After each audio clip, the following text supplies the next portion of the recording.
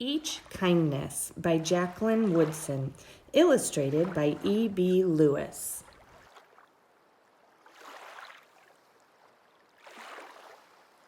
Each Kindness by Jaqueline Woodson, illustrated by E.B. Lewis. That winter, snow fell on everything, turning the world a brilliant white. One morning, as we settled into our seats, the classroom door opened and the principal came in.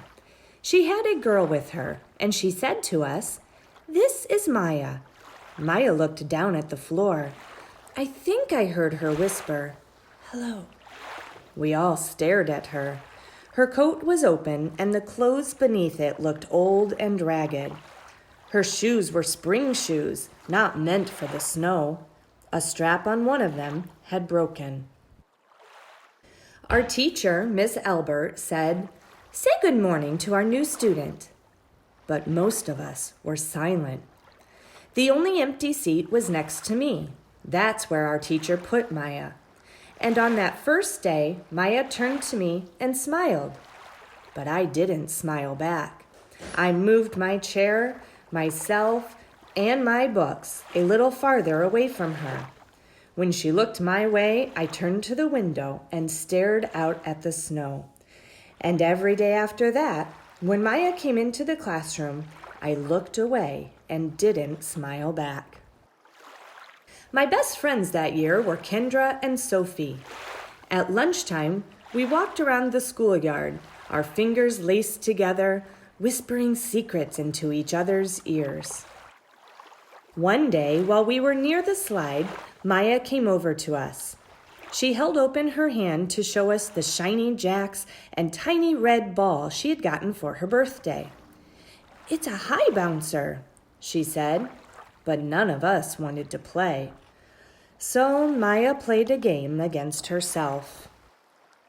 That afternoon, when we got back into the classroom, Maya whispered to me, "Bet you can't guess who the new Jacks champion of the world is." Behind me, Andrew whispered, "Chloe's got a new friend.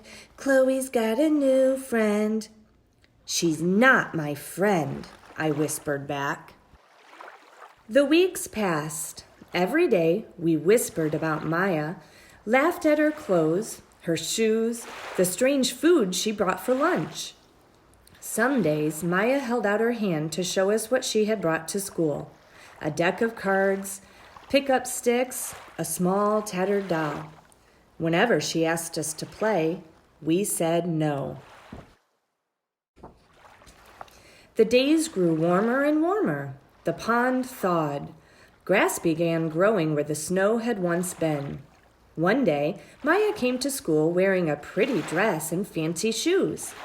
But the shoes and the dress looked like they'd belonged to another girl before Maya. "I have a new name for her," Kendra whispered. "Never knew. Everything she has came from a second-hand store." We all laughed. Maya stood by the fence. She was holding a jump rope, but did not come over to ask us if we wanted to play. After a while, she folded it double, rolled the ends around each hand, and started jumping. She jumped around the whole schoolyard without stopping. She didn't look up once, just jumped, jumped, jumped. The next day, Maya's seat was empty. In class that morning, we were talking about kindness. Miss Albert had brought a big bowl into class and filled it with water.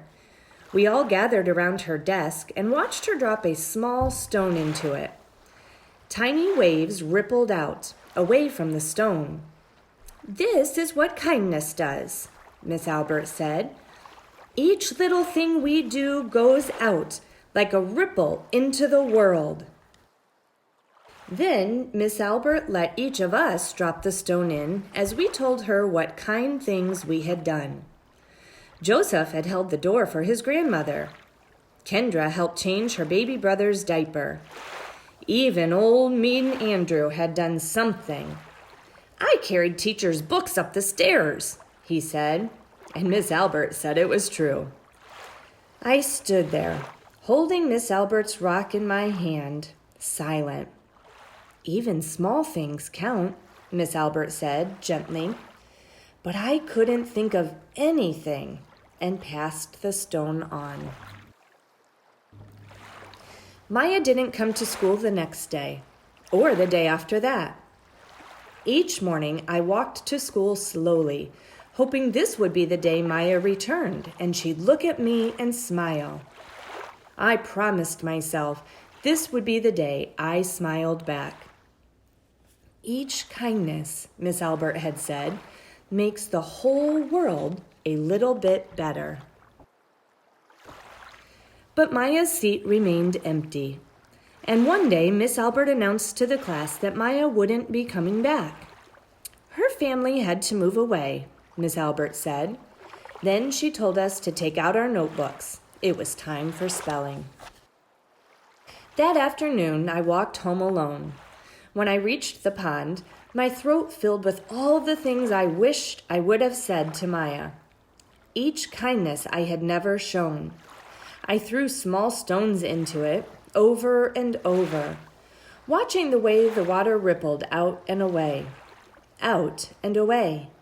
like each kindness, done and not done, like every girl somewhere, holding a small gift out to someone, and that someone turning away from it.